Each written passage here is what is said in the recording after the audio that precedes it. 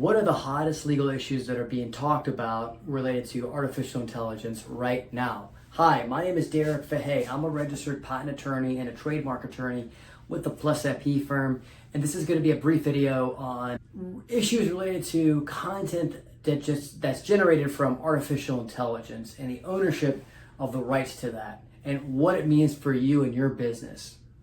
So first off, one of the newest technologies or most popular technologies right now is generative artificial intelligence.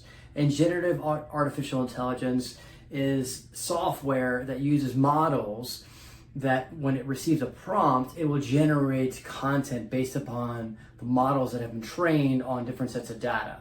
Now, first off, the training of the models and the ownership issues related to that, we're not going to talk about that right now. We're going to focus on the content that's generated from artificial intelligence and the ownership issues with that. So first off, on the copyright side, when you generate content using artificial intelligence or Gen AI or generative artificial intelligence, one of the issues is ownership of the content that's generated from that.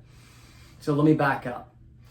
In the copyright world, the person or the author who creates a work will generally own the rights to that work unless it's assigned to somebody else. But you have to have a human in order to have ownership to that work. For example, there was actually a case where a monkey took a selfie, and the selfie, the ownership of that selfie was disputed, and the Copyright Office actually put out guidance that basically said that you must be a human in order to have copyrights to the photo. So if a monkey took a photo, the monkey wouldn't own the copyrights to that photo because it's not human. And the whole concept behind that is standing, which means that the monkey doesn't have standing to bring or to try to obtain rights to that photo. So you can't own it. Now, in the AI context, you have a machine that's generating content, whether it's images from Midjourney or if it's content from ChatGPT. You have this content that's generated using artificial intelligence, which is not a human. So a lot of issues have been coming up with ownership issues. And currently the law is if you use artificial intelligence to generate content, that content is actually has no copyrights. The machine doesn't have standing to own the rights to that content, so you can't actually have copyrights to that. So what does that mean? If you're actually using artificial intelligence or Gen AI or ChatGPT to generate copy, and you put it on your website, and somebody copies that copy because you think it's really good, you wouldn't be able to get them to take it down because technically you don't own the copyrights to it because it's generated from artificial intelligence.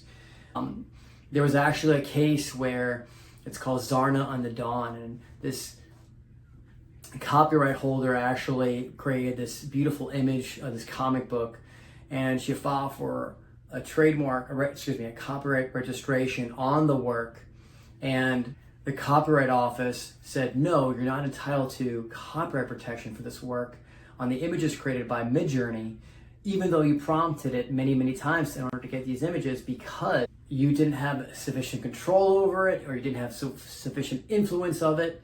And unlike a camera, where you actually, when you take a photo, you choose a subject and you are actually selecting and having a certain amount of influence over the subject, you're not actually having influence over the subject. It's the machine or the models of generating the subject, and therefore there's no copyrights to the actual artwork. So taking back to you and your business, when you generate content from artificial intelligence, as of right now, that content, it's solely generated by artificial intelligence, you're not going to have rights to it. On the patent side of things, it's somewhat similar. In the patent side of things, you must be a natural person in order to have patent rights to a particular invention. Or an inventor must be a natural person in order to obtain a patent rights on an invention. So for example, if you use artificial intelligence and you prompt it, the generative artificial intelligence, and you prompt it to generate 10 different solutions to a particular problem, and you select one of those solutions and you file for a patent on that solution, because artificial intelligence generated that solution, you're not going to be able to get patent rights to it. So What does that mean? How could that affect you and your business? Well, if you're using the artificial intelligence and Gen AI, generative artificial intelligence to generate content, you have to be careful if you're going to be filing for patents or copyrights because you may not own the rights to it, which will make it more difficult to stop competitors from using it in the future. But what you can do is you can actually use artificial intelligence and generative artificial intelligence as a brainstorming idea to get your juices flowing. So you can maybe say, give me 10 ideas or 10 different scripts to come up with, and then you can use the general concepts of those scripts to actually generate your own content. And that content will be protectable, most likely because you're the one who's actually creating the content based upon these general ideas that are generated from the generative artificial intelligence. So I think it's really important to understand that distinction. When you're using artificial intelligence in order to have strong protection for your own rights and for you to have ownership interest in it, you may want to consider using Gen AI as a tool, a brainstorming tool to come up with ideas, to get your creative juices flowing. But you should generate your own content based upon those ideas, because I do think that would give you a stronger argument that you actually own those rights.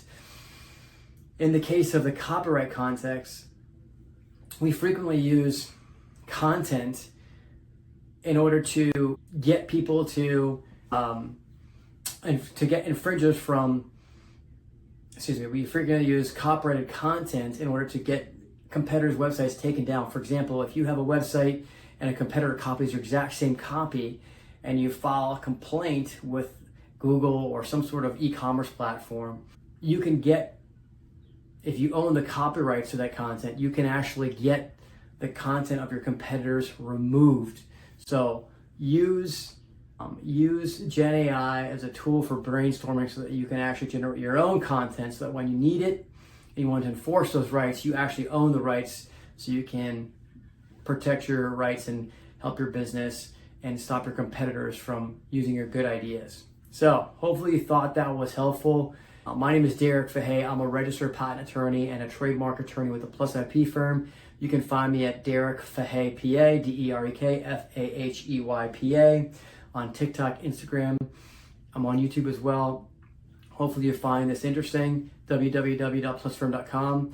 If you need me, please leave a comment. And also, if you like this video, like it and subscribe the video so you get more videos when we put them out. Thanks so much for watching.